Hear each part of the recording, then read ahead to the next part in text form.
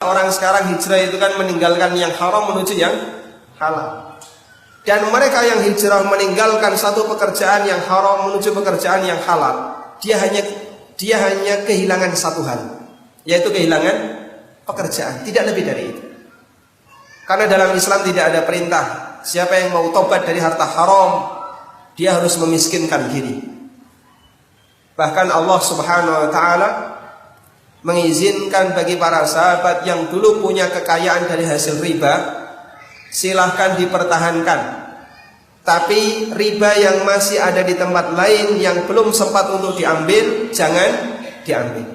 Allah berfirman, "Faman ja'ahu mau'izatun min rabbih fantaha falahu ma salafa wa amruhu ila Allah."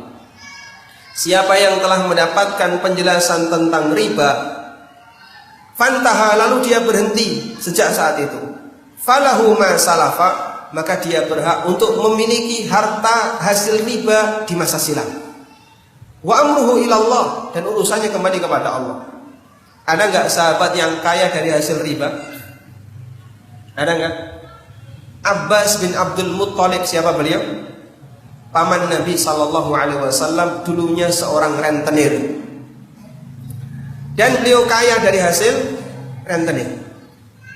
Makanya sewaktu Abu Thalib merasa kesulitan untuk menafkahi anaknya yang jumlahnya banyak, Nabi SAW dan Abbas bersepakat, kita akan asuh untuk anaknya Abu Thalib untuk meringankan Abu Thalib.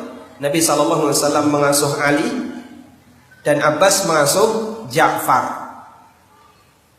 Karena Abbas termasuk orang yang kaya. Rasulullah SAW mengatakan ketika haji wada, wa awwalur riba ad'uhu riba Abbas bin Abdul Muttalib. Riba pertama yang saya gugurkan adalah ribanya Abbas bin Abdul Muttalib, riba paman beliau sendiri. Dan Nabi SAW tidak memerintahkan kepada beliau ketika turun ayat yang menunjukkan haramnya riba, agar beliau menguras semua hartanya dan menyerahkan hartanya kepada umat. Nggak ada perintah seperti itu. Apa yang sudah didapatkan di masa silam berhak untuk dimiliki, wa amruhu ilallah, dan urusannya kembali kepada Allah Subhanahu wa ta'ala. Sementara riba yang masih ada di tempat orang lain tidak boleh diambil. Karena itulah jamaah di belakang Allah, konsekuensi hijrah di zaman sekarang itu sangat ringan. Orang hanya kehilangan peluang pekerjaan yang haram, padahal masih ada sejuta pekerjaan halal yang lainnya yang diberikan oleh Allah Subhanahu wa ta'ala untuk umat manusia. Sehingga jamaah di belakang Allah, tidak ada istilah ketika orang itu diajak hijrah kemudian dia mengatakan, nanti dulu saya tak cari alternatif, saya tak cari pekerjaan sampingan dulu. Anda kalau keluar dari situ pasti nanti Anda akan dapat pekerjaan yang lain.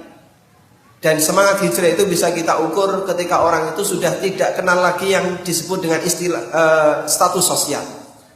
Terserah bagaimana masyarakat akan menilai saya, apakah orang yang punya status sosial atau tidak. Saya siap jadi tukang parkir, siap jadi tukang ojek, siap jualan di pinggir jalan.